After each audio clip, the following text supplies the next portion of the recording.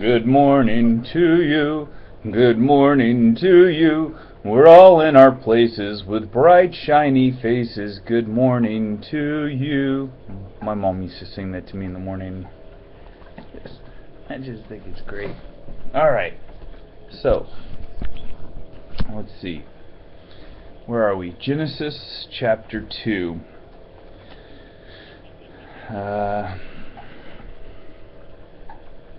Thus the heavens and the earth were finished, and all the host of them. God made the heavens and the earth. He spoke it into existence. Intelligent design, alright? And on the seventh day God ended his work in which he had done, and he rested on the seventh day from all his work which he had done. God rested. Yes, it was work, I'm sure. A lot of work.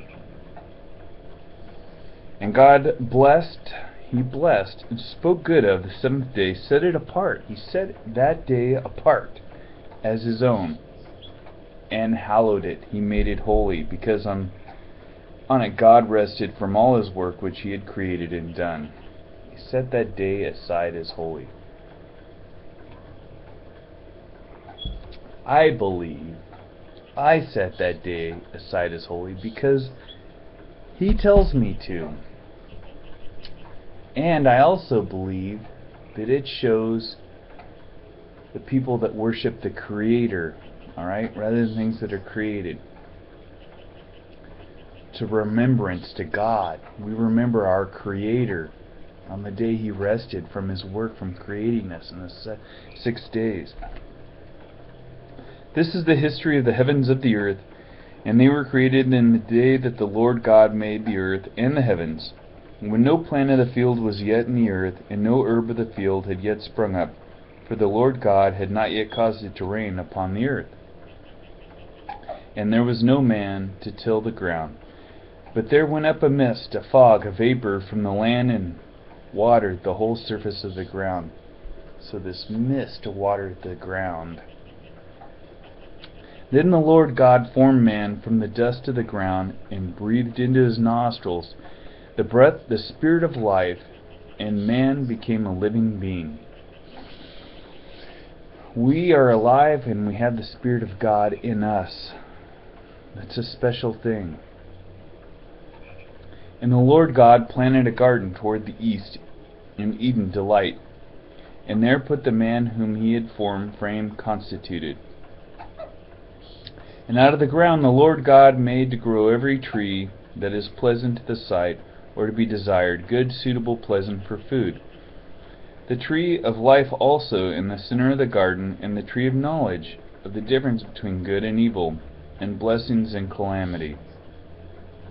Now a river went out of Eden to water the garden, and from there it divided and became 4 river heads.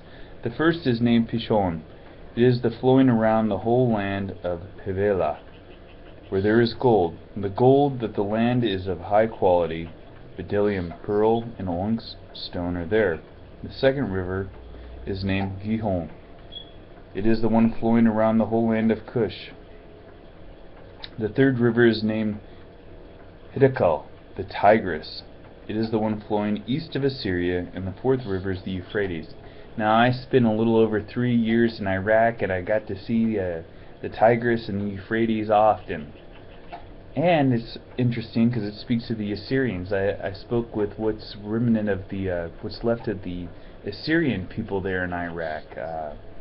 Very ancient language that they speak, Aramaic.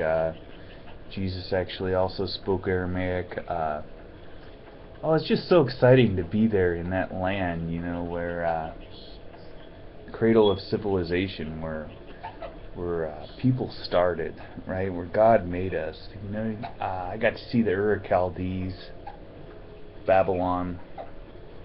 Pretty neat. Anyway, and the Lord God took the man and put him in the Garden of Eden to tend the garden and keep it. And the Lord God commanded the man, saying, You are free to eat of every tree of the garden, but of the tree of knowledge of good and evil, and blessing and calamity, you shall not eat, for in the day that you eat of it, you shall surely die. Now the Lord God said, It is not good, sufficient, satisfactory that the man should be alone. I will make him a helper, meet, suitable, adapted, complementary for him. So Adam was all by himself. God said, well, I'll make somebody for you. And out of the ground the Lord God formed every wild beast and living creature of the field and every bird of the air, and brought them to Adam to see what he would call them. And whatever Adam called every living creature, that was its name. And Adam gave names to all the livestock, and to the birds of the air, and to every wild beast of the field. But for Adam there was not found a helper, meet, suitable, adapted, and complementary for him. And the Lord God caused a deep sleep to fall upon Adam, and while he slept he took one of his ribs and part of his side, and closed up the place with his flesh. And the rib, or part of the side, which the Lord God had taken from the man, he built up and made into a woman, and he brought her to the man. And just an interesting little fact here. Did you know the rib is the only bone that will grow back? Oh. Then Adam said, this creature is now bone of my bones and flesh of my flesh. She shall be called woman, because she was taken out of man.